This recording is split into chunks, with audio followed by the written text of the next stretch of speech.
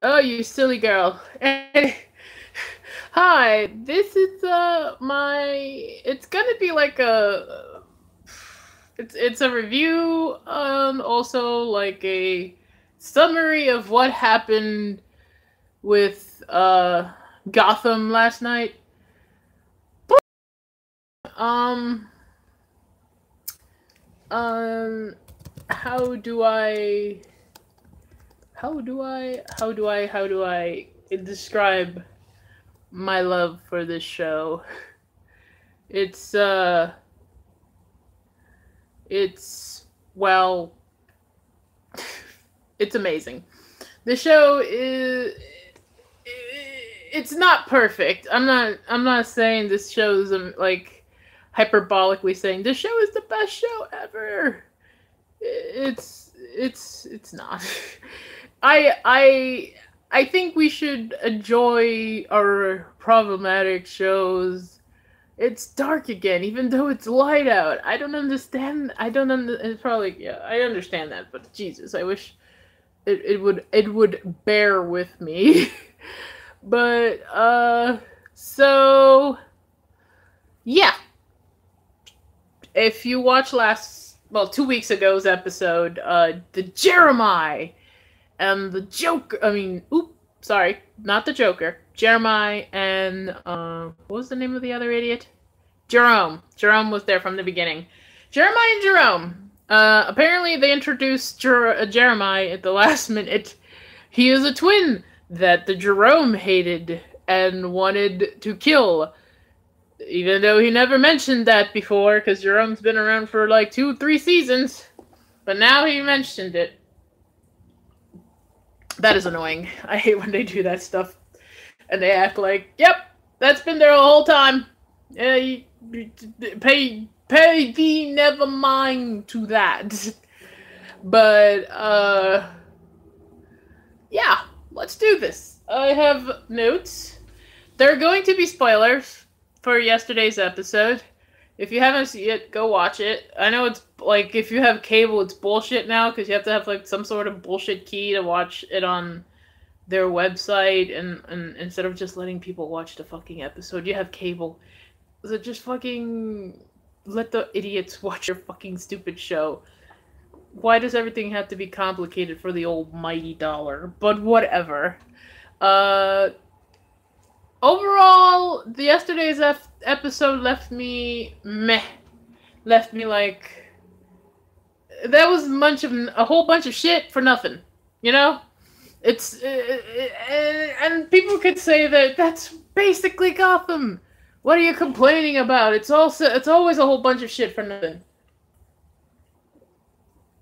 But no, it had more substance before, and I feel like they fell into the trap that I thought they weren't gonna fall into. The trap of, the Joker trap. What is the Joker trap?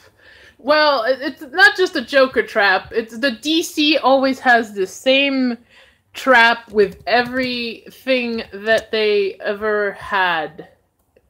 Sorry, I'm logging into my, Twitter, because Twitter likes changing the bloody password, like makes me want to change the bloody password 5 fucking minutes and it's annoying. Anyway, I'm in. Sorry. So yes, Gotham. I would say that the trap, though, yeah, the trap, I was talking about the trap. If it's a Superman story, Lex Luthor is always going to be the dude. More recently, they have started to go a little bit different. They're challenging themselves a bit, but not much. How can I describe this? The Joker trap. Well, they were doing. I thought that they were skating around. No, this isn't the Joker. They fucking with you, and it's just a dude that inspired the Joker kind of thing, and they would just leave it that way. That way, I wouldn't have to get a fucking Harley, and it wouldn't make sense. it doesn't make sense that Harley and him would be full force now, because Batman ain't Batman. He is Bruce, and he's learning to be Batman. And all of this mishigas is happening all around, and there's Ra's al Ghul is in this too, and Birds of Prey probably, and Sirens, and all that shit is happening at the same time, and what's his face? Crane is running around with his gas, and the Riddler is doing something, and all that shit, and I'm like, you're a little messy. More than usual. Can we rein it in a little bit? It's a little, like, the show's messy, but I love, like, even if it's a little messy, the characters are good. The actors are having fun, which is what you need. You need to have fun with comic book stuff. They're having fun. I'm pretty sure that, because this is not the finale, I don't know if next week is the finale or the week after. The finale probably will bring shit together. So, where do we start? We start with Jeremiah. If you remember, Bruce gave him a job to help him with something. We find out what the something is, and it's a generator, kind of like Tony Stark's in the Avengers movie, in the first Avengers movie, that he wants a self-perpetuating generator for clean, free energy, which that could never happen in real life, because corporate people would want to make money off of that shit. They don't want people to have anything for free. But, you know, I digress. But, you know, Bruce is altruistic, a little naive, very naive, actually. And I don't know if this is why Batman eventually trusts no one. Later, like, Batman has a contingency plan for himself, for Wonder Woman, for everybody that he's friends with. Like, I don't trust you. I don't know you, kind of thing. So maybe that's why he learns from youth that nobody is safe, nothing is safe, and that's kind of an ugly truth that life has. You have friends, you have family, but in the end, they're not there for you most of the time, or some friends and family can turn against you, and yeah, it's a sad truth. It's a really sad truth. So that's why I like these comic book stories and superhero movies and all that stuff, because they have the element of humanity and real life put into, like, super extreme, super duper awesome things. So again, back to the plot. Tangents ahoy. But back to the plot. Jeremiah making a generator, but all of a sudden, if you remember last time, he was gassed by his brother in a way to get him back.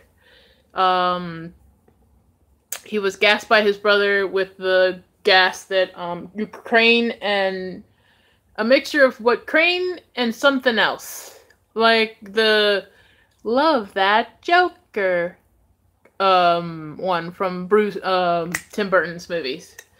And also in the comic books, I absolutely 100% know that Joker has a gas in the comic books, but they are homage, bringing images of the Burton films. Most of this show is either the Burton films, some of the comic book stuff, and the video game, the Arkham game. I saw that little tribute that they did in that episode for the Joker Arkham, the first one, the one that started the whole thing off.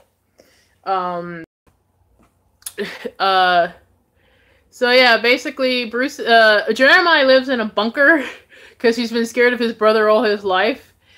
A little underground maze bunker. I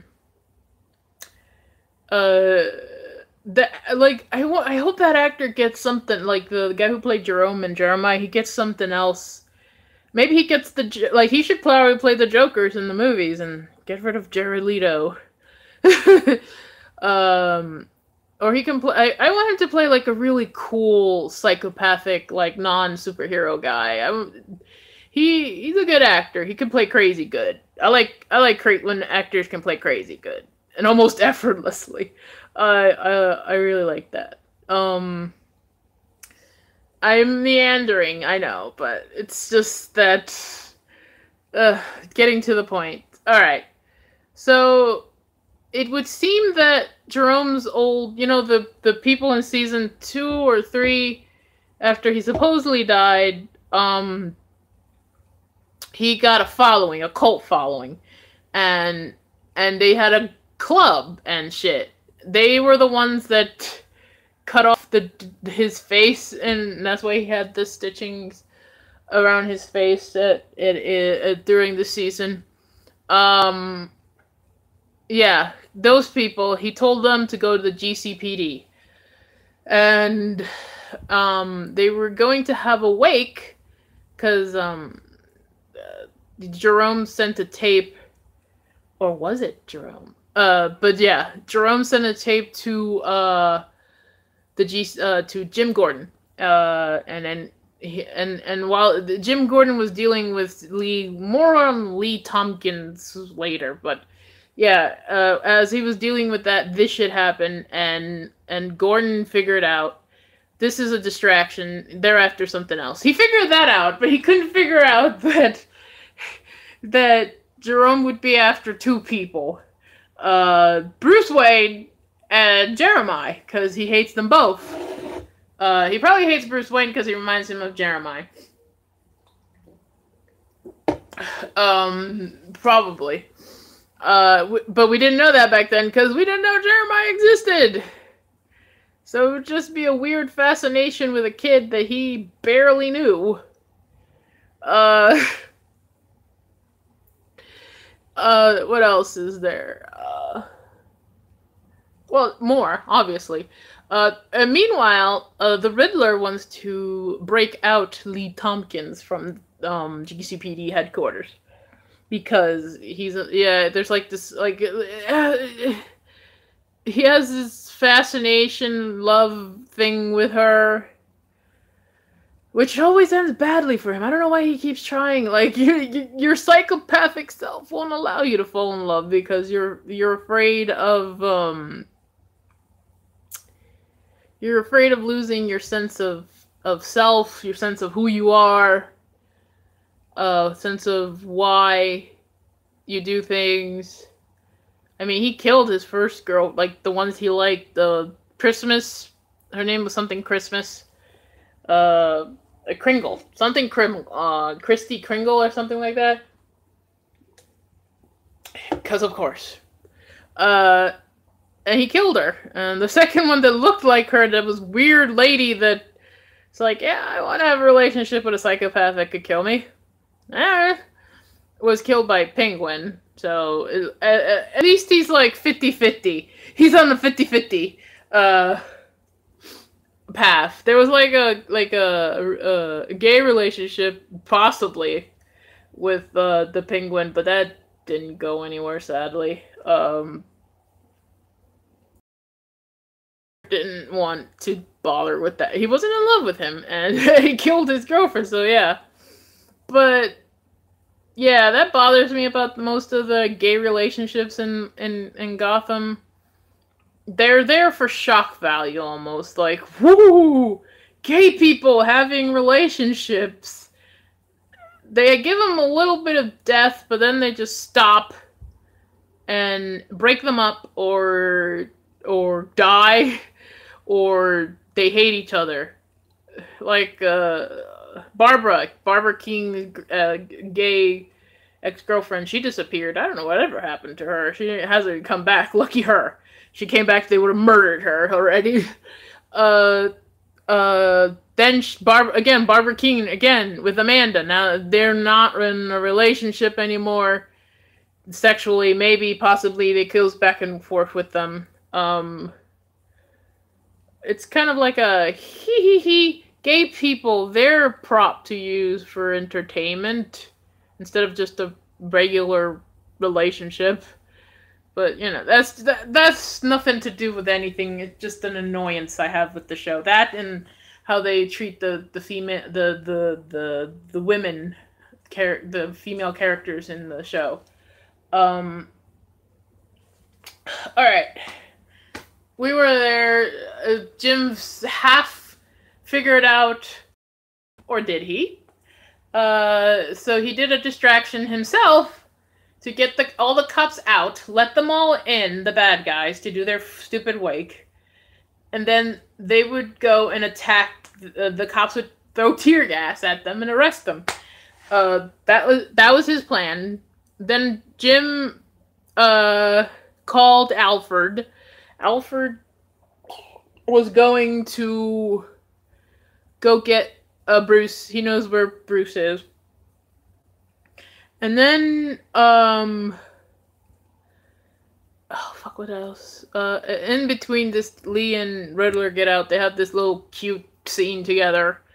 Penguin is trying to get back in. He's failing. This season, he's not doing so well. He usually rises up by the middle or the end of the series again, just to lose it by the beginning of the next season. It's usually how he does it. It's not working this time. The hair's like that. Working this time, and Butch, aka Solomon Grundy, is not happy. They're looking for Doctor Strange, Dr. Hugo Strange. Hugo, right? Not Victor, right? Because Victor is Marvel, and Hugo is, yeah. They're looking for Dr. Hugo, aka V.D. Wong, which I still think he did a pretty good job. That's the only time I've seen a live-action Dr. Hugo. I've seen him in the Arkham games and in the original series, the series that Tim Burton, I think, produced. Yeah, I saw him there and the other one, but I haven't seen him live action, and he did a pretty good job. He's a very formidable opponent to Bruce. Or Batman, whichever one you want to put out. What else is there?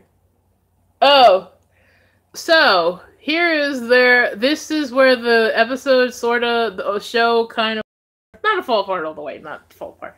But I'm going to give it time. Hopefully it corrects itself and it doesn't just become another, like, Joker Harlequin fucking spank fest for fans of that. I have so many problems with the Joker and his, not the Joker, I like the Joker as a character. I have such a problem with the fetishism of his relationship with Harley and the fetishism of almost making him a hero, in a sense, the Joker, to some people. He's not supposed to be. He's a villain. He's a bad guy. He is terrible. You're not supposed to feel like you should look up to him. And there's some weird shit online with that in the fandoms. And weird shit with the fetishizing of a abusive relationship that's supposed to... Like, when that originally was pitched in the original animated series... that was to show how bad toxic or abusive relationship were. They were not supposed to be an image of what your relationships are supposed to be. It's not. It never was. It ever will be. So yeah.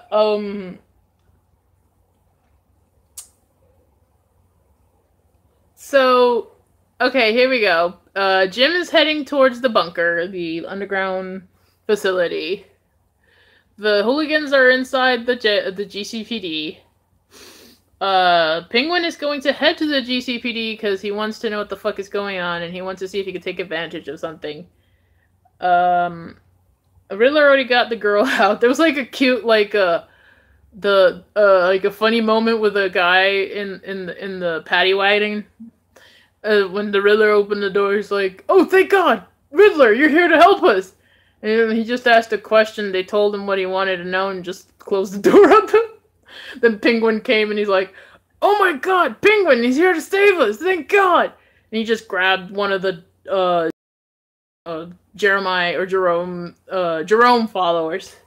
And And he just locked the door on him, and then the guy said, "Do you ever get tired of being wrong?" And that was a nice, funny moment I liked.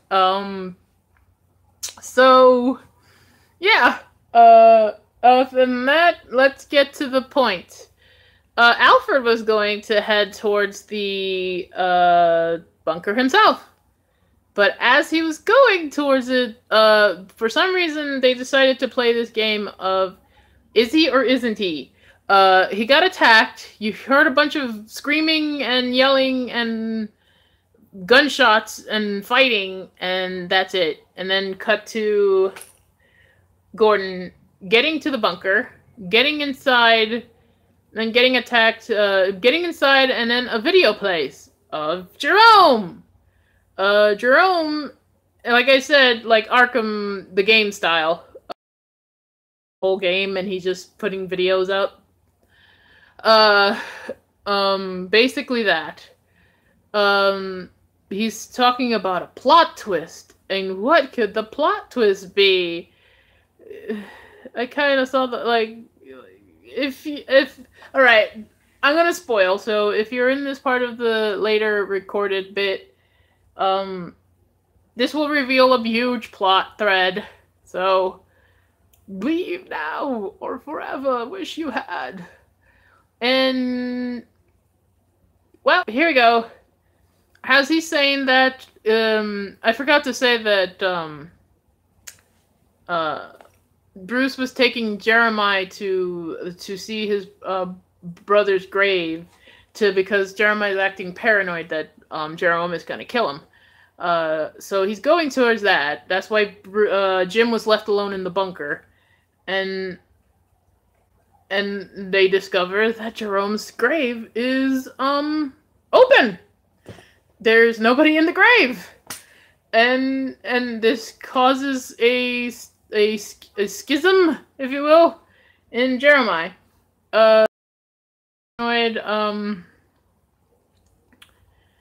And then Jim keeps looking at the video, and then there's somebody strangling Jerome from the other side, and you're like, who's strangling him in the video?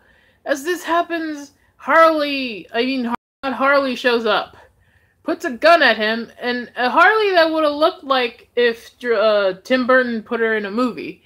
Kind of looks like something that she would have looked like. She looked fine. What else can I say? She held a gun to his head to keep him there so that he wouldn't ruin the plot twist, the end, the thread that Jerome was trying to tell him. Here we go. So I have been meandering because I didn't want to get to this point, but I got to this point, and here it is. The hooligans, or the Joker, or the Jerome gang, came to kidnap both Jeremiah and Bruce. But, plot twist. We head back to where Jim is, and the guy who's been strangling Jerome was Jerome! But he's like, wait a minute. He starts peeling off the stitches that he has from the retaching the face back. And he just wipes off, like Jack Nicholson does in the first Batman movie. He just wipes off the makeup that he had on, and there's the white, pale skin of a guy. Is it the Joker? Probably. Maybe. I don't know. They always fake you out, but this is the most Jokeriest Joker that they ever had. They even made an allusion to like them having more than one Joker. And when Jerome died the first time, that people started laughing crazy like Jerome. But what else? Let's go. I lost my train of thought. Oh yeah, we head back to Bruce. Jeremiah shoots the shit out of the guy who's holding him because he compared him to his brother. And here we go. This was all an elaborate plan from Jeremiah to usurp his brother's position to get his people so he can beat his brother, because he thinks his brother was crazy and stupid. But he's intelligent. He can outdo his brother in an intelligent way. It's basically Dark Knight Rises. Spoilers for that movie. Talia, Ra's al Ghul's daughter, wanted to finish her father's plan, even though she detested her father. But she hated Batman for killing him. And technically, Bruce didn't kill him. He just didn't save him. That was the plot. That was the line of the first movie, Batman Begins. But yeah. So Jeremiah's pretending to be Jerome. And Jeremiah has a paler skin, has the eyes, and the red hair. And he starts wearing the purple suit that Jack Nicholson wears, and the iconic purple suit that Joker wears. But he looks more like Jack Nicholson, and they seem to like I said, they seem to like to homage Tim Burton ones a lot. So basically, we fell into the Joker trap. We fell into the same crap always. Next week, we'll find out what is Jeremiah's... Well, actually, we know what Jeremiah's ultimate plan is, because I forgot to mention 2 more things. Those generators that he made with Bruce, they are bombs. Stupid enough to he beat the crap out of the Harley wannabe, which is the nightclub owner of the dudes that like Jerome. Beat the crap out. Cure her. Let her be on the floor, like they always do. She got her ass up. Opened the door, locked it, and left his ass inside. So, he was locked inside with a bomb, and you're like, oh my god, is he going to die? I don't think... They showed him even running to the side of the the room, to bury, to cover himself in shit so he doesn't get, exploded. But it did explode. Harvey, where the fuck is Harvey Dent, by the way? Whatever. But Harvey, Bullock... figured out, found out that was what happened, and he's gonna go and see what next week what happens. Jeremiah's ultimate plan is to blow up all of Gotham. He's doing the Jack Nicholson bit in the next week's episode, the cuts that they showed. So yeah, it looks like he's there was an article that said that they're creating a no man's land, the story arc, I guess, from the comics. I don't know. It's underwhelming to me. You're doing so well, because I like the Scarecrow. I like Alice in Wonderland. What's his name? Mad Hatter. Guys, I like the idea that they were going with that. I guess it's different from the same old mob rule of Gotham that they've been having for the past few seasons with Sophia and her father that she killed, and Penguin, and who was the other, and Barbara. And Ra's al Ghul didn't again, even though he made Bruce go through the trauma of killing him, because he wants to see Bruce transform into something. Oh, next week Bruce is gonna get, spoilers, sprayed by the gas that Joker made. Will this make Batman? Who knows? I don't know. I love this show. I'm gonna continue to watch it. It's a fun show to watch. It's silly. It's goofy. It's cute at sometimes, and the actors are all the actors are good. The writing sometimes is good. The direction is good. The style, I love the style, because Batman always has this weird stuck in the 30s, 20s, and 40s style, no matter what era they're really actually in. And I like that. I think they're supposed to be at least in the early 2000s right now, because the phones all look like they're from the early 2000s. So, yeah. Let's see if Bruce becomes Batman. Let's find out if Alfred is dead. And in the shorts I saw, Selena Kyle fighting, so I hope nothing bad happens to her, because she's one of my favorite characters in this. She's always like Batgirl. I mean, Catwoman is always my favorite character in the Bat universe. I just hope she's okay. You know, I hope they stop with the fucking with the like treating gay people as a prop kind of thing. Like, come on, man, it's 2018. Let's move on from that shit. I hope that... Oh, I didn't ever talk about what I feel about Lee Tompkins' character. She was one of my favorite characters in the beginning, and they ruined her character so badly in one of the seasons. And then they brought her back slightly. She's back and forth, and she's playing a dirty little... dirty little dangerous game with the Riddler. The Riddler's not stable. And he becomes most unstable when he's in love. And he knows that she's using him. And she's using him, because she did the same thing with Jim and Falcone, the guy she married that was Falcone's son. She seems to like play this game with her sexuality. But I don't understand her purpose. Other than she wants to help the poor people, and she wants to change the order of things in Gotham to help the poor people in the Hollows. I think it's the Hollows, which is like slumlord, really poor, like projects area. I like that. I like that she's kind of like one of my favorite type of characters, that she has no... She's kind of like the Catwoman. She has no evil or good intent. She just does what she feels with doing. It might lead her to bad, it might lead her to good. I like that, but... God, just give her a purpose. And... God, please... Stop making Jim a whore.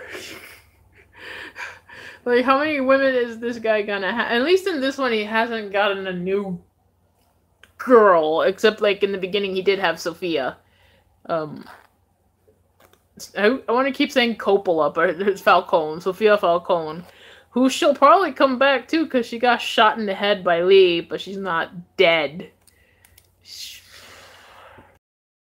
It says nobody in Gotham stays dead. So, yeah. There's that. Well, may the 4th be with you. I always wanted to say that. Thanks for watching. Thanks for, you know, for the feedback. If you give me, like, how to improve the show, how to, you know, anything. See you next week for the next Gotham. See you this Sunday for Luis Miguel. And whenever finish George Lestrade's Lestrade, I'll do the review of that. And whatever comes my way. Thank you very much. See you next time. I was gonna use a computer to... Yeah, sorry. And so silly.